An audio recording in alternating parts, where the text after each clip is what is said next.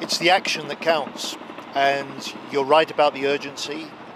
The review said the requirement and the threats that we face mean that we are in a new era of threat. We must have a new era for defence. We see that new defence here today at Warminster, at this Army Warfare Centre.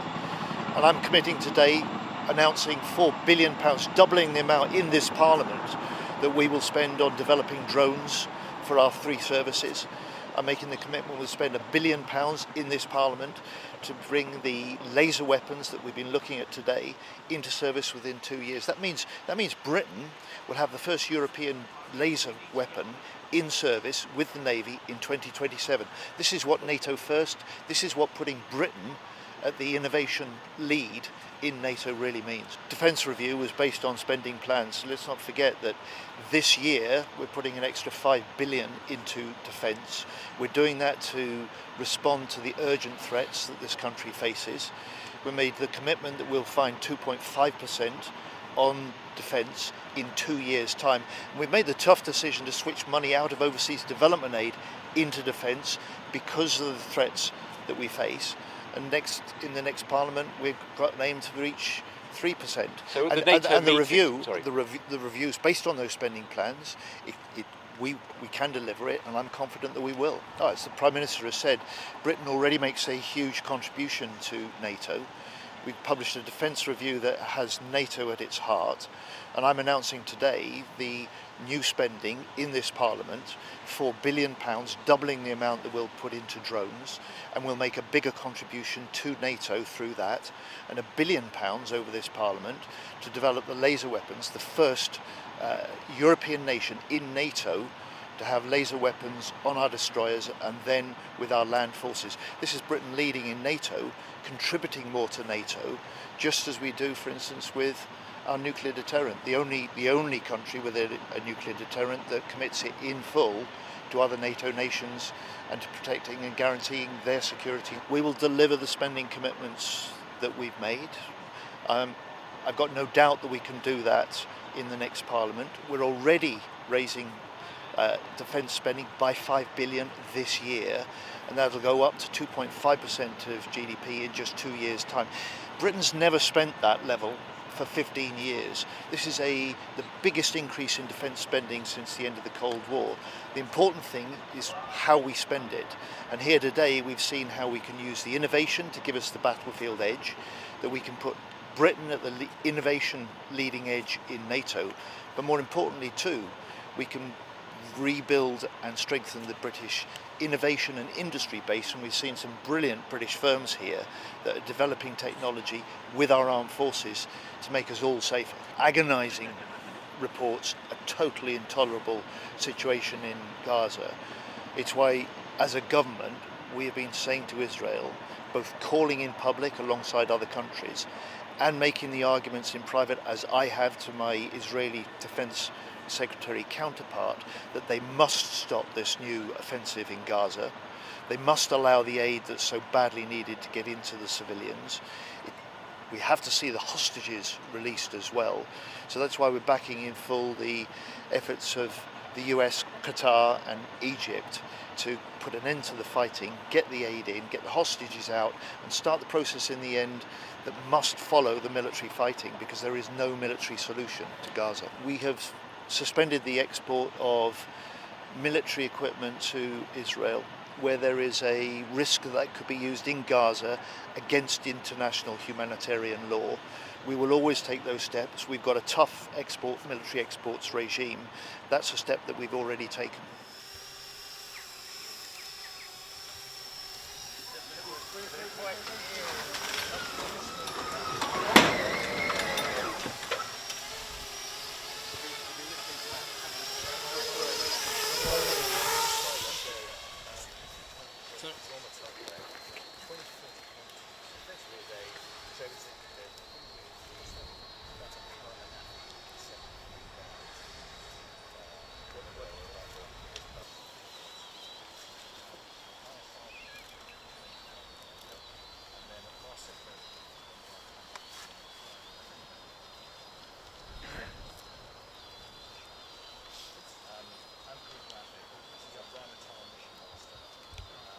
are the Army Futures. Let's talk a little about the dismounted data system.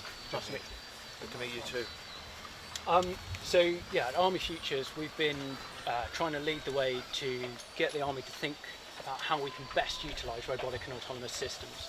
And principally that's to increase our lethality, to improve our ability to make better decisions faster. Now, when we started out on this journey, there was a lot of one-to-one use of robotics and autonomous systems. Someone would be talking on radio saying what someone else was seeing on a screen. Bristol. Good to meet you. Good to meet you. And we set out to create a digital network, a backbone that allows us to move that data across the network. So if you look at your screen, look at the screen there, sir, you can see the feed coming live from the drone that's up there. Now, the beauty of this system is it uses different bearers, which gives us resilience. Sorry, This was the To the water line.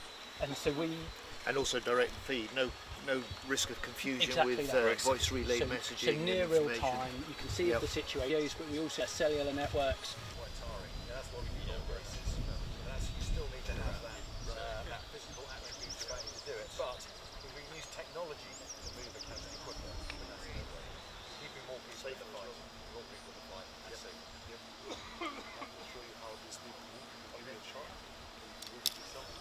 Yeah. Forward, backward, left, right. That's your stakeholder. So we're just forward.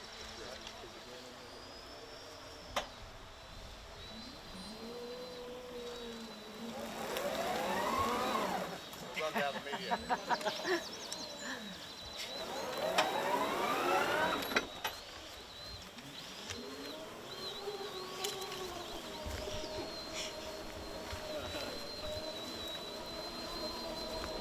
Precision drone.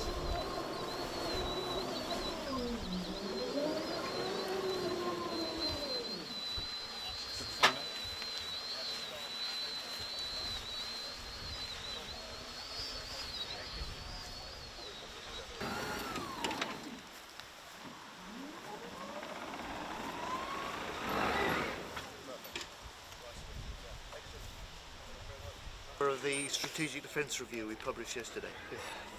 What's your first name? Charlie. Charlie. So this is Charlie, everyone. Spirit, I was going to let you fly it. If you just hold it out with an outstretched arm, Yep.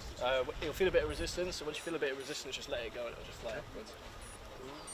It's warm, isn't it? Oh, it's very warm.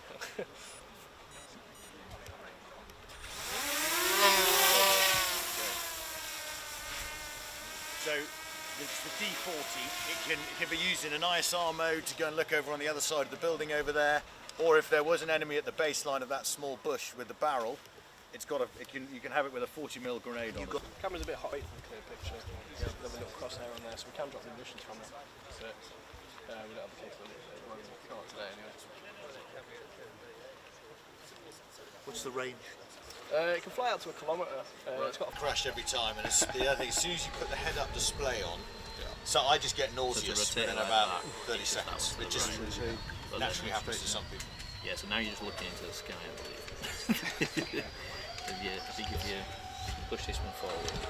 More on this, and then we'll put them onto very small training drones, only a few inches across, and then slightly bigger training drones before they can then graduate to the real thing. It's very hard to talk about top pilots. Sam Hopkinson, who's going to talk you through some of the other factors. Yeah, so as you just saw there, the one that we're getting flown about when it came over. It's a difficult bit of kit to wrap your head around. So that's basically We what this is. tested all battalion. So it's that one with the